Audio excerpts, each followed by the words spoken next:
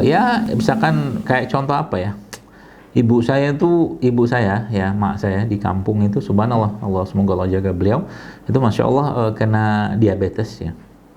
Beliau sudah sekian tahun tuh kena diabetes, tapi ya masya Allah ya, alhamdulillah Allah masih jaga beliau dan nggak pakai obat-obatan kimia juga. Dan awal-awal di usia beliau atau terkena diabetes itu, beliau apa tuh namanya mengatur pola makan ya.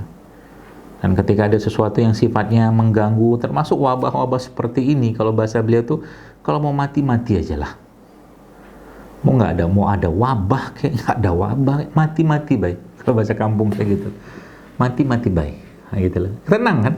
Jadi kalau kita ucapan kayak begitu tuh muncul dari dalam diri kita, Bapak sekalian, kitanya tenang gitu loh, nggak was-was, nggak stres gitu loh. Dan keimunan kita terjaga. Oke, sampai situ. Nah, lalu kita lanjut nih. Keimunan. Oh, sampai jam berapa? Jam 11. Subhanallah. Oh, kirain jam 11. Kalau jam 11 ente puas, ane lemas. Baik, jadi teman-teman sekalian, tadi keimunannya. Keimunan itu turunnya karena stres ya, karena pikiran yang berlebihan ya, karena apa tuh namanya, perasaan yang tidak tenang. Bagaimana cara katakanlah memperbaiki itu ya? Maka jawabannya ya fafiru ilallah, kembalilah pada Allah. Itu aja. Semua amal-amal ibadah yang kita kerjakan teman-teman sekalian ya, pada dasarnya memberikan ketenangan. Jadi kalau seseorang melakukan ibadah ya atau kebaikan-kebaikan nggak tenang gitu kan, ada yang mungkin keliru dengan niatnya yang dia kerjakan ya. Nah, jadi keimunan sama keimanan tuh kalau menurut saya ya, itu dua hal yang tidak terpisahkan ya. Nah, tinggal kita lihat lagi nih bagaimana caranya atau apa yang terjadi di saat seperti sekarang ini. Kalau teman-teman ada membaca postingan saya tentang atau mungkin pernah mendengar kata-kata disbiosis ya. Disbiosis. Jadi disbiosis itu adalah ketakseimbangan ya. Ketakseimbangan ekosistem atau organisme atau mikroorganisme yang ada pada tubuh kita, khususnya di pencernaan ya. Dan unfortunately ya, katakanlah sayangnya, disbiosis itu adalah penyebab paling banyak dari kematian-kematian yang ada pada keadaan wabah kayak begini ya.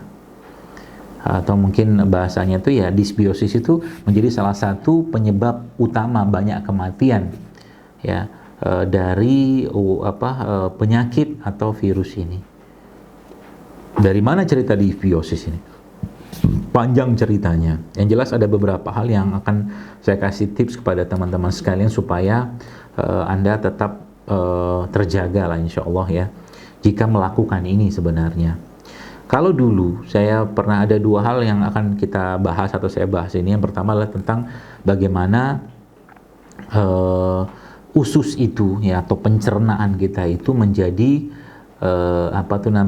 produsen utama sistem kekebalan tubuh kita atau antibodi kita. Dalam satu harinya usus kita itu ada sekitar 4 gram ya, dia menghasilkan antibodi kalau makannya benar. 4 gram. Nah, kalau makannya nggak benar, dia bukan menghasilkan antibodi, tapi dia justru malah mengganggu keseimbangan di dalam usus tadi. Jadi kalau yang Anda pernah mendengar bahasa-bahasa saya dalam kajian-kajian saya sebelumnya tentang leaky gut atau usus bocor, nah itu akarnya itu dari situ sebenarnya, salah satunya ada. Kenapa di situ muncul? Karena ada ketakseimbangan ekosistem atau mikroorganisme atau mikrobiom yang di situ yang sebenarnya sudah Allah ciptakan dengan sangat seimbang. Ya, perimbangannya itu adalah ya mungkin bahasanya itu sekitar 60-40 lah. 60 itu mikrobiom yang baik lah gitu kan. Nah 30 ini atau 40-nya itu mikrobiom atau bakteri-bakteri yang katakanlah jahat ya. Dia seimbang tuh, tertangguh. Jadi pertanyaannya berarti itu bisa semua atau mungkin terganggu keseimbangannya kalau apa? Kalau seandainya tadi ada stresnya tadi orang tadi. Itu yang pertama. Yang kedua apa? Makanan yang dia makan itu justru malah mengubah keseimbangan. Ya. Saya tuh kadang-kadang ketawa, sedih juga gitu kan, lihat orang-orang yang apa ya, pakai masker, gitu kan, berbagai macam apa corak dan apa motif masker, pakai apa face shield, oke? Bagus nggak? Bagus, dan itu bagian dari ikhtiar, silakan saja.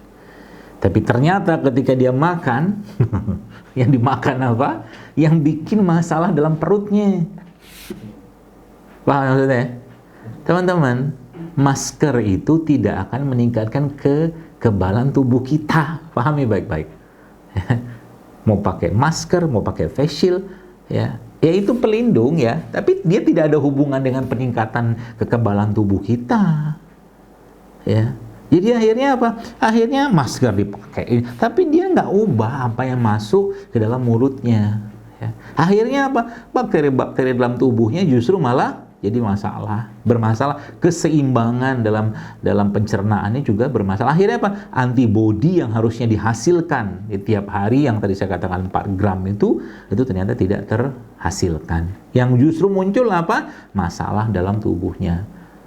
Dan ingat dia ekspresi moodnya kita, ekspresi perasaan jiwa kita itu juga bermula atau berasal dari ekspresi para bakteri-bakteri atau mikrobiom yang ada pada pencernaan kita. Artinya kalau Anda makannya benar, maka mood Anda insya Allah biiznillah benar. Coba aja kalau nggak percaya. Jadi kalau nanti Anda ketemu dengan teman-teman yang baperan terus tiap hari, Anda tanya sama tuh teman, ente makan apa pagi? Ente makan apa siang? Oh ternyata pagi makannya misalkan apa? Contohnya apa?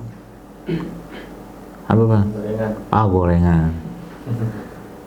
Pagi-pagi makan nasi uduk pakai gorengan, pakai teh manis, pakai kerupuk, pakai bakwan. La ilaha illallah. Kayak gitu kok minta sehat. Habis itu pakai masker. Wah. Pakai face shield gitu kan, kalau perlu pakai helm balap ya, tapi makannya nggak berubah ya, piye jal aku kudu piye gitu loh ya.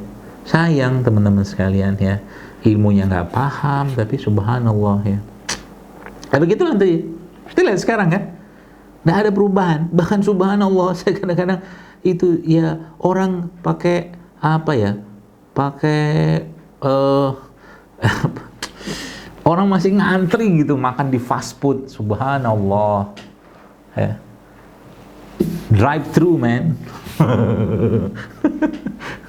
Makan di fast food drive thru gitu. Teman-teman tahu nggak makanan kayak begitu tuh melemahkan keimunan kita, paham nggak ya? Ngantri gitu nasi goreng saben hari gitu kan, sayur jarang, buah jarang, boro-boro madu, boro-boro habatus sauda, boro-boro kurma. Si Awi sudah berbusa-busa, berbui-bui ngomongin, nunjukin infus water. Gak ada yang ngikutin, ada lah kali 1-2 orang. Ya apa-apa, dakwah itu emang perlu orang-orang yang tangguh ya, Masya Allah ya. Kasihan tuh Awi ya, Alawiyah Tuti, makin kurus badannya, subhanallah. Adminnya itu loh, semangat kakak, ya semangat. Gitu ya teman-teman sekalian ya.